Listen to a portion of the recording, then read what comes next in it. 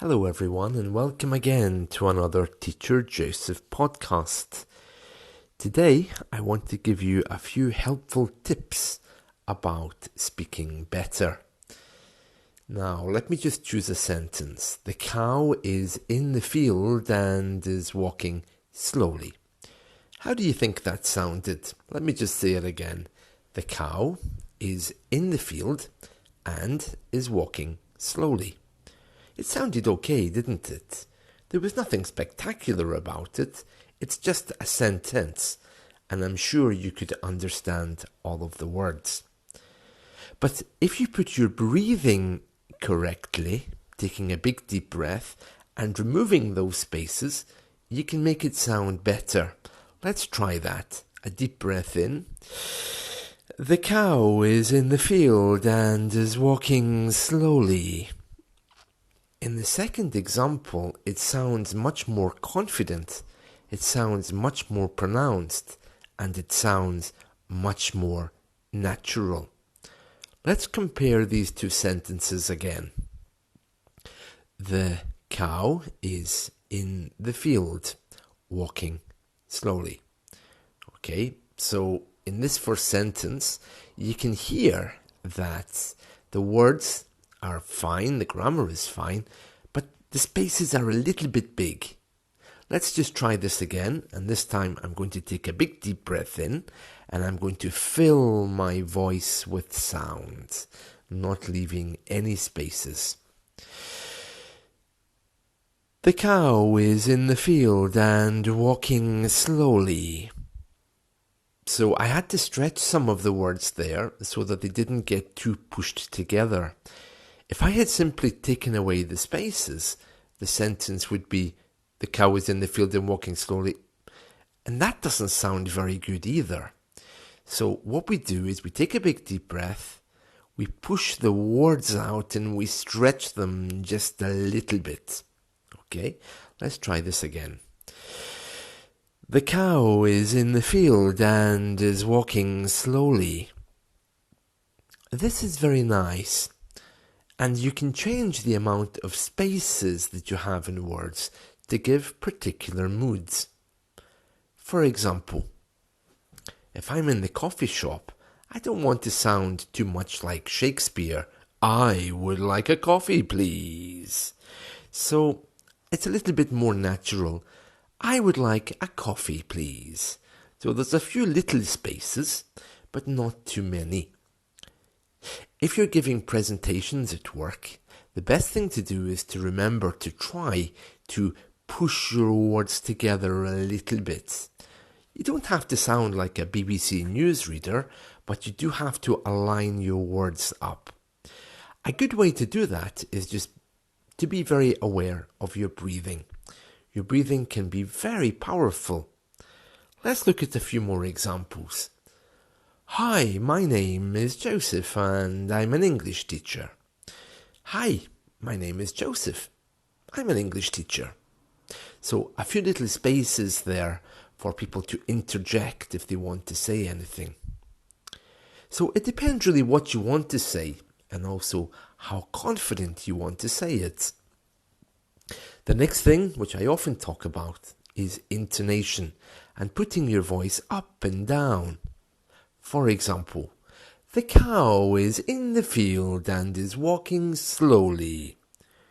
You can hear there that I'm bringing my voice down at the end to close the sentence with slowly. But if I said the cow is in the field, walking slowly, obviously my breathing is not right there, but that question at the end, the cow is in the field and walking slowly, it gives a little bit of a doubt in people's minds. One thing I've noticed about certain cultures is the way in which they speak. For example, Spanish people who learn English, they often speak as if everything is a question. For example, hello, my name is Anna, and I'm learning English, and I want to learn more. You see, when you put your voice up, it changes the whole perception because, first of all, it robs you of your confidence, and secondly, it sounds like you're asking permission. So your voice should always be coming down in sentences to end what you're saying so that no one can argue with you, really. It's a little psychological trick.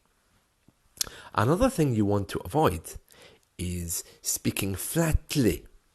Sometimes this is a problem for people from Eastern Europe. Let me explain. The cow is in the field and is walking slowly. Now, this sentence again is grammatically correct, but I don't like it because I don't know when it's finished.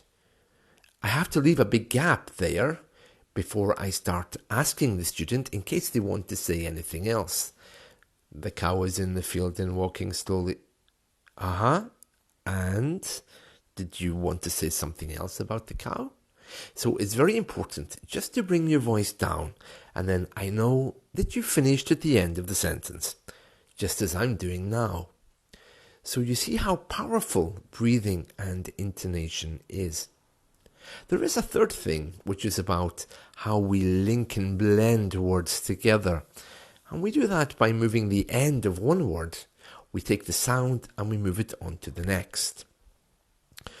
Particularly if a soft sound meets a hard sound, or a hard sound meets a soft sound. Now remember, we're talking about letters here.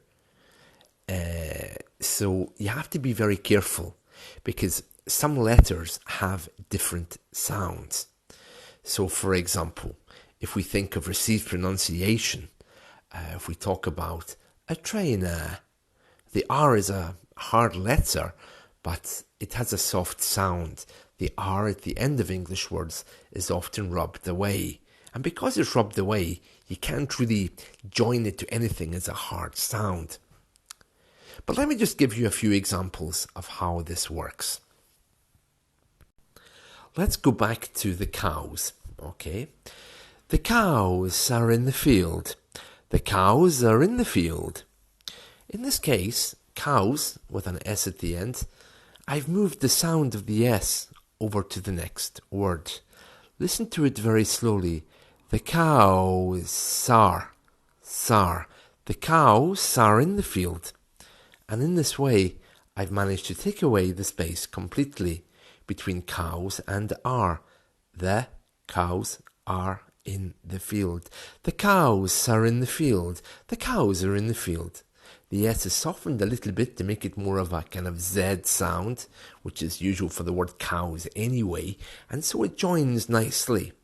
But I do have to stretch cows and are a little bit, otherwise it simply would become the cows are in the field. The cows are in the field. So you can hear there, I've moved the S over and it sits nicely and takes away the space. If you're preparing a presentation for work, you can have a look and see if there's any sounds there that perhaps you could join together or even sit next to each other smoothly. But the idea is stretching so nobody realizes. But it does sound very nice, doesn't it? That's all from me today. I hope you've enjoyed this. See you. Bye.